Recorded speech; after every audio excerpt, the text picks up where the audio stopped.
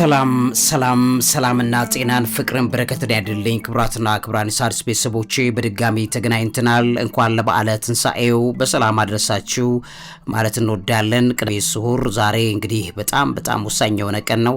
በዚህ ቀን ላይ እንግዲህ ዓለማችን ላይ ምን እየተከናወኑ ነው የሚሉትን ነገሮች ግን ልንነጋገር ይገባናል። ምክንያቱም እኛ በበዓል እያለን ዓለም ምን እየሆነች ነው የሚለውን ነገር ልናውቅ ያስፈልገናል ማለት ነው። ሣድስ ቤተሰቦቼ በዚህም የተነሳ በጣም ጠንካራ የዛሬውን መረጃዎች ይዤላችኋለሁ። እንግዲህ ምን እየተከናወነ ነው ዓለም ላይ ባለው ከሚሉት ነገሮች መካከል አንደኛው አሁን ባለበት በዛሬው ዕለት በአሜሪካዎቹና በኢራናውያኑ መካከል ዳይሬክት ቶክ ወይም ደግሞ በቀጥተኛ ድርድር መጀመሩን እየሰማን ነው። በዚህ ዙሪያ ላይ በጣም ጥልቅ ያሉ መረጃዎችን ይዤላችኋለሁ። በእነዚህ ዙሪያ ላይ ትኩረት አድርጌ ቆይታ ማድረግ ይሆናል ማለት ነው። ከዛ ውጪ ደግሞ ኢትዮጵያውያኑ እንግዲህ በአሜሪካ ትራምፕን ረትተውታል፣ አሸንፈውታል። ምንድነው የተከናወነው? ሰሞኑን የሰማነው ዜና ነው፣ ግን በትንተና ይዤላችኋለሁ። እስከዛሬ ያሉ አፕዴትስ አሉኝ። እሱን በደንብ አድርጌ በዚህ ፕሮግራሜ ላይ አካፍላችኋለሁ። ሣድስ ቤተሰቦቼ ይህን ፕሮግራም ለብዙ ሰዎች ሼር፣ ላይክ በማድረግ ሰብስክራይብ በማድረግ እንድታካፍሉኝ ጠይቃችኋለሁ። ሁለተኛው ቻናላችን ላይ ነው ያላችሁት፣ የዜና ቻናል ነው። መምህርና ጋዜጠኛ ዐቢይ ይልማ አብሬያችሁ ቆይታ አደርጋለሁ። ክብራትና ክብራን ሣድስ ቤተሰቦቼ እንግዲህ በዛሬው ዕለት በዓለማችን ላይ የተከናወኑ ያሉ ዜናዎችን በደንብ አድርጌ ላሳያችሁ። በፓኪስታን ቀጥተኛ ንግግር ተጀምሯል። የአሜሪካ ምክትል ፕሬዝዳንት ጄዲ ቫንስ የሚመሩት ቡድን ኢስላማባድ ውስጥ ከኢራን ተወካዮች ጋር ቀጥተኛ የሰላም ንግግር ጀምረዋል። ይሄ በጣም ትልቅ የሆነ ምርታ ነው። እንግዲህ የማይጠበቅ ዜና ማለት ይቀላል። ይህንን እንግዲህ አሜሪካ እና ኢራን ከ1979 በኋላ ከፍተኛው ስብሰባ ነው የተባለው። ይሄ ንግግር ኢራን በ1979 አብዮት ካደረገች ወዲህ በአሜሪካና በኢራን መካከል ታይቶ የማይታወቅ ከፍተኛ የፊት ለፊት ንግግር ነው ተብሏል። የንግግሩ ሰባሪ ሁኔታም ተቀምጧል። እንግዲህ ፓኪስታኑ ጠቅላይ ሚኒስትር ሼህባዝ ሻሪፍ ይህንን የሳምንት መጨረሻ ንግግር ሰላም ወይስ አደጋ ሜክ ኦር ብሬክ የሚወስን በጣም ወሳኝ ወቅት ነው በሚል ገልጸውታል። እዛ ቦታ ላይ የሚቀመጡ ነገሮች አሉ። እንግዲህ ኢራን 10 ነጥቦችን አቅርባለች። በዚህ በጦርነቱ በቋሚነት እንዲቆም እንደገናም እንዲተከልላት የምትፈልጋቸውን ኢኮኖሚያዊ ማዕቀቦች እንዲነሱ፣ የሆርሙዝ ስትሬት ሙሉ ለሙሉ በቁጥጥር እንዲሰጣት የጠየቀችበት አለ። ይስማማሉ ወይ? እሱ አንዱ ነገር ነው። የአሜሪካ 15 ነጥብ ጥያቄም አለ። አሜሪካ የኢራንን የኒውክሌር ፕሮግራም መገደብ፣ የሆርሙዝን ስትሬት መክፈት የሚያካትት 15 ነጥብ እቅድ አቅርባለች። የትራምፕ ማስጠንቀቂያ እንደሰማችሁት እንግዲህ ትራምፕ ንግግሩ ካልተሳካ የጦርነት ተጠናክሮ የሚቀጥል ከፍተኛ ማስጠንቀቂያ ሲሰጥ ቆይቷል። የጦር መርከቦችን በሆርሙዝ አሉ። የአሜሪካ የጦር መርከቦች በንግግር ወቅት የሆርሙዝ ስትሬትን ማቋረጣቸውም ተዘግቧል። ሌላኛው የኢራን ሚዲያ የአሜሪካ መርከቦች ስትሬቱን ማቋረጣቸውን ክደውታል ወይም ደግሞ ውሸት ነው ብለዋል። መርከቦቹ በኢራን ማስጠንቀቂያ ወደ ኋላ መመለሳቸው ነው ኢራናውያን እየዘገቡ ያሉት። ከዚህ ውጪ የምስራቅ ሊባኖስ ተዋጊዎች ያሉ ጉዳዩ እስራኤል በደቡብ ሊባኖስ በሂዝቦላ ላይ ጥቃት ማድረሷን ቀጥላለች። በ24 ሰዓት ከ200 በላይ ኢላማዎች መምታታቸውን አስታውቃለች። ይሄ ባለበት ሁኔታ ላይ ድርድሩን በተመለከተ የሚነገሩት ወሳኝ የሚባሉት ጉዳዮች አሉ። ከነዚህ መካከል እንግዲህ ሃይስት ሌቭል ኮንታክት ነው የሚባለው የአሜሪካ ምክትል ፕሬዝዳንት ጄዲ ቫንስ ከከፍተኛ የኢራን ባለስልጣናት ጋር በቀጥታ ፊት ለፊት ነው መነጋገር የጀመሩት። ይህም ቀደም ብዬ እንዳልኳችሁ ከ1979 ወዲህ በጣም ትልቅ የሚባለው ነው። ጎል ኦፍ ቶክስ ወይም የንግግሩ ዓላማን በተመለከተ ንግግሮቹ የተካሄዱት በአሜሪካና በኢራን መካከል ለ6 ሳምንታት የቆየው ጦርነት ለማቆም በቀን ቀን የሚፈታተነውን የተኩስ አቁም ስምምነት ለማጠናከር ያለመ ነው በሚል ገልጸውታል።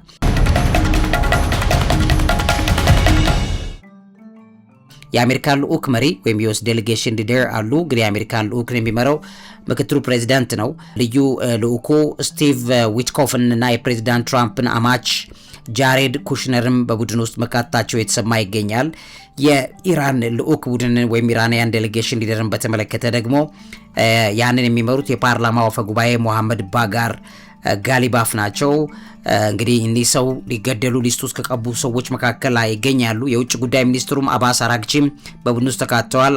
አባስን ሁለቱም ሊገደሉ ፕሮግራም የተያዘባቸው የነበሩ ሰዎች ናቸው አሁን እየተደራደረው ያሉ።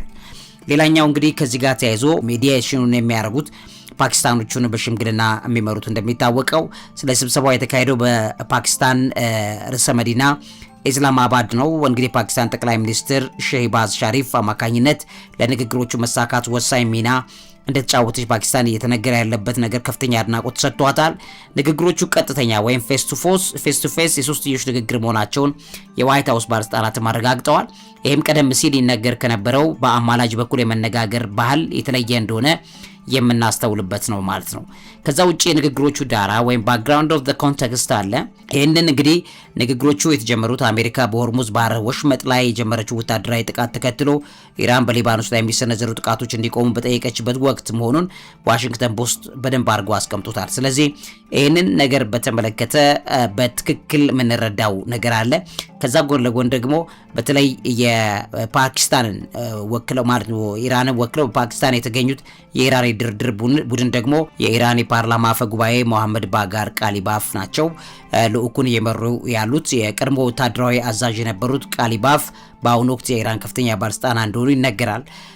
የኢራን ልኡክ 70 አባላትን የያዘ ነው። ይሄም እንግዲህ የኢራን ታሪክ ውስጥ ለዲፕሎማሲ ድርድር የተላኩ በጣም ትላልቅ ቡድኖች አንዱ እንደሆኑ እየተነገረ ያለው ኢራናውያኑ በጣም በከፍተኛ ሁኔታ ተሰናስነው የመስራት አቅም እንዳላቸው የሚያሳየው 70 አባላትን የያዘ ልኡክ ነው ሄደው እና ከፍተኛ ባለስልጣናት ተሳትፎ አለበት። ከቃሊባፍ በተጨማሪ የውጭ ጉዳይ ሚኒስትሩ አባስ አራግቺ፣ የብሔራዊ ደህንነት ምክር ቤቱ ጸሐፊ አሊ አክባር ሐመዲያን ይባላሉ። ከዛ የኢራን ማዕከላዊ ባንክ ገዢ አብዱል ነስር መሐማቲም ጭምር በልኡክ ውስጥ የተካተቱ ሰዎች ናቸው። ልኡኩ በውስጡ የጸጥታ፣ የፖለቲካ፣ ወታደራዊ፣ ኢኮኖሚና የህግ ባለሙያዎችን የያዙ የተለያዩ ንዑስ ኮሚቴዎችን ያዋቀረ ነው። ከዚህ ውጪ እንግዲህ ኢራን ድርድሩን ከመጀመሪያዋ በፊት በሊባኖስ የተኩስ አቁም ስምምነት እንዲደረግና የታገቱትም የገንዘብ ሀብቶች እንዲለቀቁ ቅድመ ሁኔታቸው እንዳስቀመጠች ይታወቃል። ይሄ በፓኪስታን አደራዳሪነት የሚካሄደው ድርድር ባለፉት 47 ዓመታት በኢራንና በአሜሪካ ለምሳሌ ምክትል ፕሬዚዳንቱ ጄዲ ቫንስ ለሚመራው ቡድን መካከል የሚደረገው ከፍተኛ የቀጥታ ድርድር ይሆናል ማለት ነው። ስለዚህ በኤፕሪል 11 2026 ቃሊባፍ እና የአሜሪካው ምክትል ፕሬዚዳንት ጄዲ ቫንስ በፓኪስታን ጠቅላይ ሚኒስትር ሸህባዝ ሸሪፍ ፊት በኢስላማባድ ፊት ለፊት ተገናኝተዋል ማለት ነው። ይሄ በጣም የሚገርም የማይታሰብና የማይመስለው ሆነዋል ማለት ነው። ውድ ቤተሰቦቼ ይሄ ባለበት ደረጃ እየተነገሩ ያሉ ሌሎች ዜናዎችም ለዚህ አካልና ትኩረት የሚሰጡ ይሆናሉ ማለት ነው።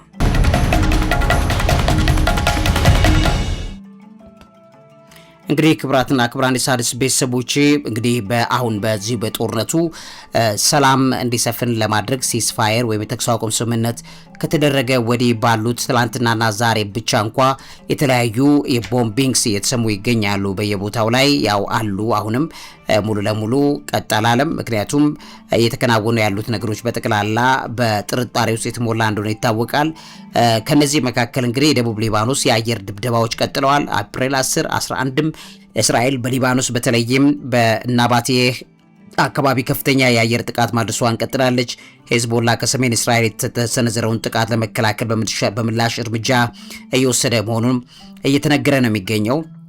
የኩዌት የአየር ክልል ጥሰትም ተከናውኗል። ትላንትና ኤፕሪል 10 ማለት ነው። የኩዌት መከላከያ ሚኒስትር ቃል አቀባይ በኤፕሪል 10 ባወጣው መግለጫ ባለፉት 24 ሰዓት እንግዲህ 7 የኢራን ድሮኖች የኩዌት የአየር ክልልን ጥሰው መግባታቸውን እየተናገሩ ተገኝተዋል ማለት ነው። ዛሬና ትላንትና በባግዳድም እንዲሁ ጥቃት አለ። በኢራን የሚደገፉ ታጣቂዎች ባግዳድ ዓለም አቀፍ አውሮፕላን ማረፊያ አቅራቢያ የሚገኘው የአሜሪካ ኤምባሲ ሰራተኞች ላይ ድሮን በመጠቀም ጥቃት ለመሰንዘር መሞከራቸው የተዘገበ ነው። ምንም እንኳን የተኩስ አቁም ስምምነቱ በሆርሙዝ ባህረ ሰላጤን ቢከፍትም እንግዲህ ያንን መሰረት ተደርጎ ቢጠየቅም የኢራን ኃይሎች የንግድ መርከቦችን ማገታቸው ቀጥሏል እየተባለ እስከ ዛሬ ድረስ ዛሬም እየተነገረ ነው ያለው። የኢራን ልኡክ እንግዲህ ወደ ፓኪስታን ተጉዘዋል። ፓኪስታን ውስጥ ነው ያሉት። ከአሜሪካ ጋር እየተደራደሩ ጀምረዋል ድርድሩን። እንግዲህ የኢራን ፓርላማ አፈ ጉባኤ የሚመሩትም ልኡካኖቹ የሚመሩት አደራዳሪው ቡድን በከፍተኛ ሁኔታ ትልቅ ነገር ይጠብቃል ተብሎ እየተነገረ ባለበትም ጊዜ ላይ አንዳንድ ነውጦች እንዳሉ ደግሞ እንመለከታለን። ከነዚህ መካከል በእስራኤል የሚሆነው ነው። እስራኤል እያደረገች ያለችው ጥቃት በሚል እየተነገረ ነው ያለው። በሊባኖስ ሞት በዚህ ምክንያት ጨምሯል። ከማርች ወዲህ እንግዲህ ከ1800 ሰዎች በላይ ሊባኖሳውያን ተገድለዋል ማለት ነው። ይሄም በጣም ከፍተኛ ውግዘት አለ አሁንም። ከዛ ውጪ የአሜሪካና የእስራኤል ጥቃት በኢራን የተለያዩ የኒውክሌር ጣቢያዎች ላይ የተደረጉ ምቶችን በተመለከተ የሚያሳዩ በጣም በርካታ ነገሮች አሁንም አሉ። የአሜሪካ ኢንተለጀንስ ቻይና ለኢራን የጦር መሳሪያ አቅርቦት ላይ በንቃት የተሳተፈች መሆኑን የሚያሳዩም መረጃዎች እየወጡ ነው የሚገኙት። በብዙ መልኩ የሚታዩ የተለያዩ ዘገባዎች አሉ። ከነዚህ ውጪ እንግዲህ የነዳጅ ዋጋ ጭማሪም አለ። እንግዲህ ያው በኢራንና አሜሪካ ጦርነት ምክንያት የዓለም ነዳጅ ተቋርጦ የቆየ እንደሆነ ይታወቃል። ከፍተኛ ንረት ዓለም ላይ ማምጣቱም ጭምር ይታወቃል። እነዚህም ከብዙ ነገሮች መካከል ይገኛሉ። በዚህም ዙሪያ ላይ መጠነኛ መረጃ ላካፍላችሁ። ምክንያቱም አሁን ከዛው ከስምምነቱ ጊዜ ጀምሮ እስካሁን ያለው የዓለማችን ኢኮኖሚ ምን አይነት መልክ እያሳየ ነው በሚለው ላይ ደግሞ መጠነኛ ቆይታ ላካፍላችሁና ኢትዮጵያውያኑ በአሜሪካ ውስጥ ትራምፕን እንዴት እንደረቱት የሚያሳይ መረጃውን ደግሞ ትኩረት አደርግላችኋለሁ። መምህርና ጋዜጠኛ ዐቢይ ይልማ ነኝ።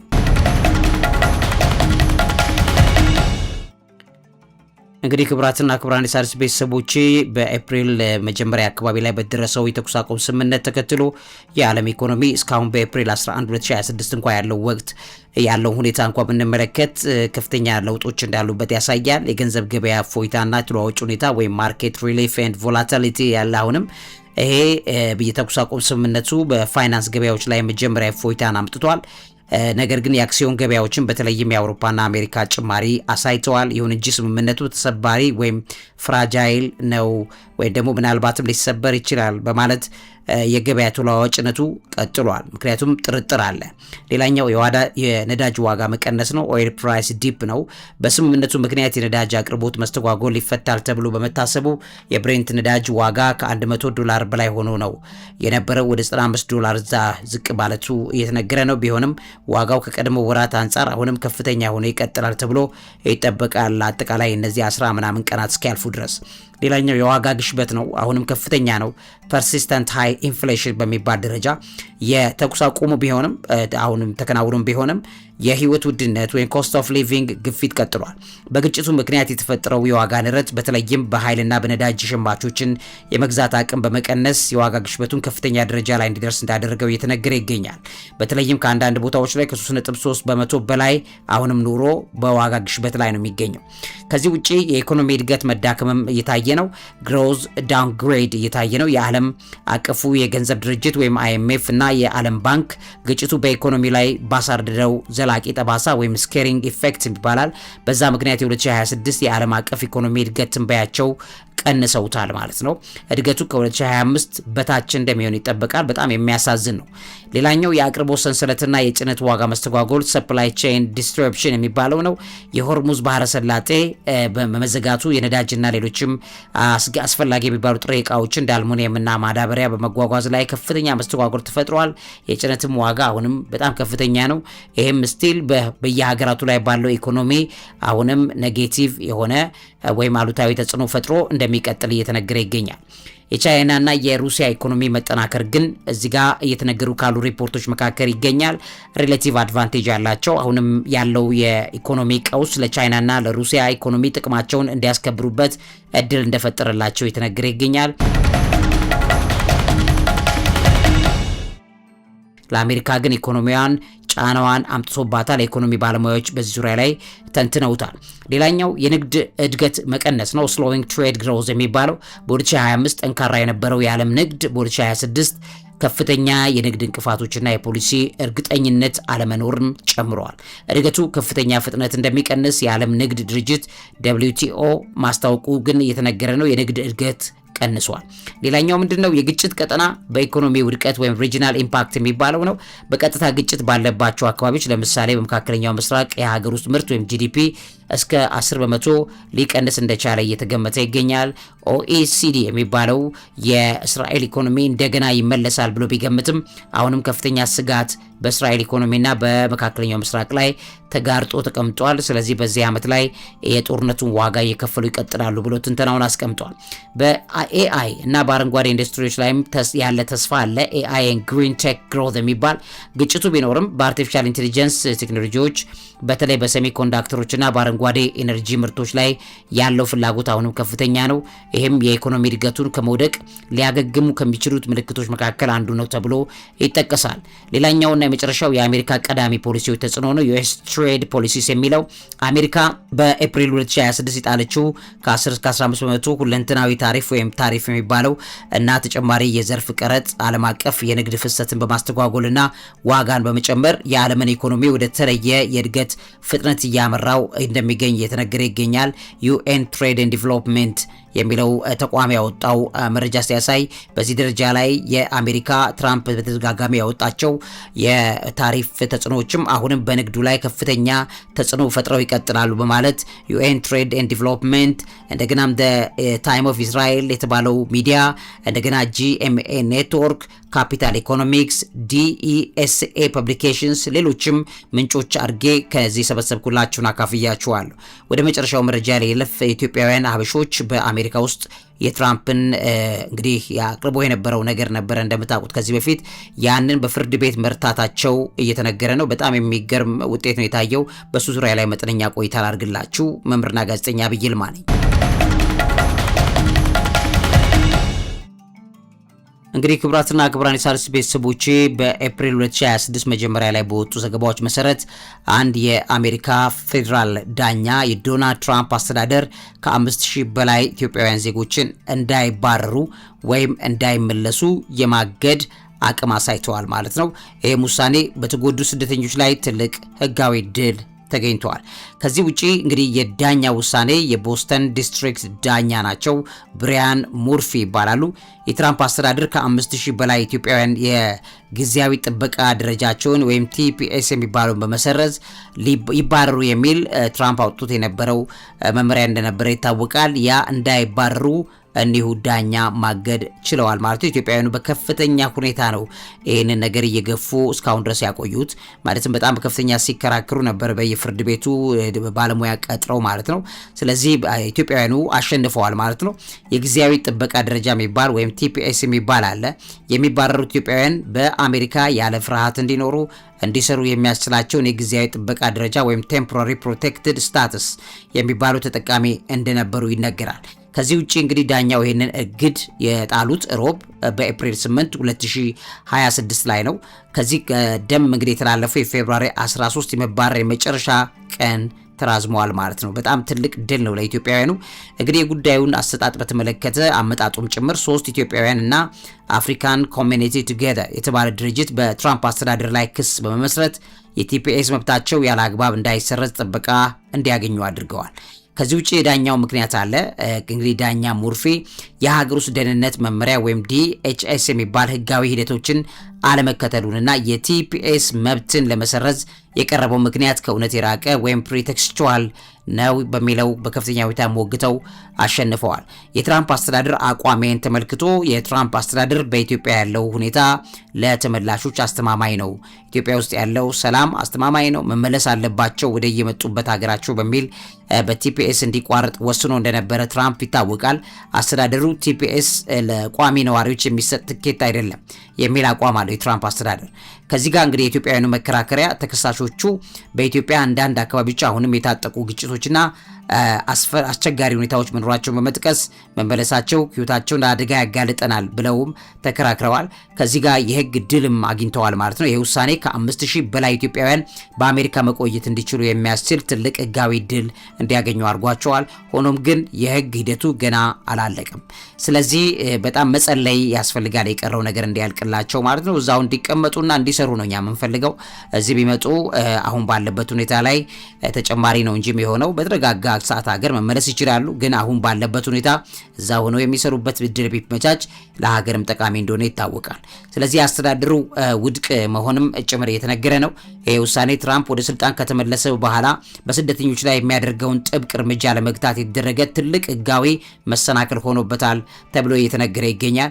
ሰፊ ተጽዕኖ ነው ያሳረፉት። ይህ ውሳኔ ከኢትዮጵያውያን በተጨማሪ ሶማሊያውያንና ሌሎችም የቲፒኤስ ተጠቃሚዎች በትራምፕ አስተዳደር ላይ እያደረጉ ላለው የህግ ትግል ትልቅ ተስፋ ሆኗል ማለት ነው። በተለይ ሶማሊያውያን የኢትዮጵያውያንን ተጠቅሰው እየተበረታቱ እንዳሉ እየተነገረ መሆኑን CNBC አፍሪካና ሌሎች መረጃዎች ከዚህ ጋር ተያይዞ በደንብ አድርገው ገልጸውታል። አልጀዚራም ጽፎታል። TRT አፍሪካ እንደ አፍሪካ ኢዝ ሆም እንደገናም አዲስ ስታንዳርድ ሌሎችም በዚህ ሁኔታ ላይ የዘገቡትን ዘገባ ሰብስቤ አቅርቤላችኋለሁ። ለዚህ አእምሮ ምግብና አዘጋጅ መምህርና ጋዜጠኛ ዐቢይ ይልማ ቸር ያሰማን። እውቀት ታላቁ እግዚአብሔርን ታከብራለች።